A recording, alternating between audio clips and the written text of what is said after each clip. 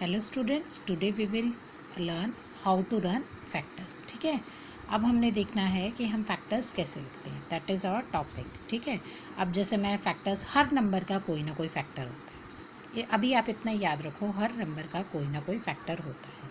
जैसे सपोज़ करो मुझे 1 का फैक्टर लिखना है, 2 के, 3 के, 4 के, 5 के, 6 के, 7, 8, 9, 10 अप टू 15। मैंने यहाँ पे अप टू 15 लिख दिया है। ठीक है, अब आप बोलोगे कि फैक्टर तो मैम ने बता दिया कि फैक्टर हर नंबर का फैक्टर होता है, लेकिन फैक्टर होता क्या है? Factor is nothing else. Factor क्या होता है? टेबल। क्या होता है? टेबल। जैसे मान लो 1 है, तो 1 हमारा किस टेबल में आता है? अब इमेजिन करो 1 किसके टेबल में आता है? 1 1 जा 1। 1 सिर्फ अपने ही टेबल में आता है ना, तो उसका एक फैक्टर क्या हो गया? 1। 1 is only the number whose factor is only 1। ठीक है, 1 ही एक ऐसा नंबर है जिसका सिर्फ एक ही फैक्टर है। अब हमने लिखने हैं फैक्टर्स ऑफ 2। अब यहाँ पे मैंने फैक्टर लिखा है, यहाँ पे मैंने फैक्टर्स लिखा है 2। इसका मतलब 2 के क्या होंगे? मोर देन 1 फैक्टर होंगे। ठीक है, अब कुछ नहीं देखना है हमें, जिसके फैक्टर लिखने हैं हमें उसका क्या करना है, हमें वो फाइंड आउट करना है कि वो किसके किसके टेबल में आता है। ठीक है, अब जैसे 2, सबसे पहली बात, हर नंबर 1 के टेबल में तो आएगा ही आएगा। अब जैसे 1 2 ज़ा 2, ठीक है, 1 के टेबल में आ गया 2। ठीक है, अब 1 तो होगा ही होगा, साथ में 2 किसके टेबल में आता है? अपने टेबल में आता है। इसके अलावा 3 के टेबल में कभी 2 नहीं आता। 4 5 6 आप ऐसे कंटिन्यूटी में चेक करते जाओगे और देखोगे कि किस टेबल में कौन कौन सा नंबर आता है। जिस टेबल में वो नंबर आते हैं वो उसका फैक्टर होगा। ठीक है, अब जैसे नेक्स्ट है हमारा फैक्टर ऑफ 3। ठीक है, अब मैंने आपको पहले ही बताया 1 तो हर किसी का फैक्टर होगा ही होगा। ठीक है, अब उसके बाद हमने चेक करना है 3 2 के टेबल में आता है? नहीं। 3 और किसके टेबल में आता है? सिर्फ 3 के टेबल में, यानी कि इसका सेकेंड फैक्टर क्या हो गया? सेकेंड फैक्टर हमारा इसका क्या बन गया? एंड 3। ठीक है, ये 3 के टेबल में। अब जैसे मैंने आपको पहले बताया, हर नंबर का एक कॉमन फैक्टर होता है, दैट इज़ 1, क्योंकि 1 के टेबल में हर एक नंबर आता है। अब नेक्स्ट हमारा नंबर क्या है? 4। अब हमने देखना है 4 किसके टेबल में आता है? 4 1 के टेबल में तो आता है। 4 2 के टेबल में भी आता है? हाँ आता है। 2 2 ज़ा 4, यानी कि इसका सेकेंड फैक्टर क्या हो गया? 2।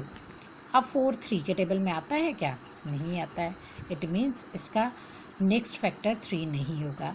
अब 4 अपने टेबल में तो आएगा ही आएगा। ठीक है, एंड 4 1 ज़ा 4, हर एक फैक्टर क्या आ गया? इसका एक और फैक्टर क्या आ गया? 4। यानी कि अभी हमने ये जितने भी 3 फैक्टर निकाले, इनसे हमें क्या पता चला? एक 1 तो हर किसी का फैक्टर होता ही होता है, एक वो नंबर खुद। ठीक है, क्योंकि वो अपने टेबल में तो आएगा ही आएगा। ठीक है, यानी कि हर नंबर के हमारे 2 फैक्टर्स तो पक्के हो गए। एक क्या हुआ हमारा? 1, और दूसरा वो नंबर खुद। अब सपोज़ करो मैंने यहाँ पे, इसी तरह से आप 5 के फैक्टर निकालोगे, 6 7 8। मैं आपको यहाँ पे 12 के फैक्टर्स निकाल के बताती हूँ। अभी मैंने आपको यहाँ पे बताया कि हर नंबर का फैक्टर एक 1 तो होगा ही होगा, यानी कि 1 के टेबल में हर एक नंबर आएगा आएगा। अब हमने देखना 12 और किसके टेबल में आता है? चलो हम 2 के टेबल में देख लेते हैं। 12 2 के टेबल में आता है। हाँ, 12 2 के टेबल में आता है। 2 कितने ज़ा होते हैं? 12। अब यहाँ पे देखो मैंने लिखा है ना, 2 6 ज़ा 12, और 3 4 ज़ा 12, और 4 3 ज़ा 12। या एक और 12 किसके टेबल में आता है? 6 2 ज़ा 12।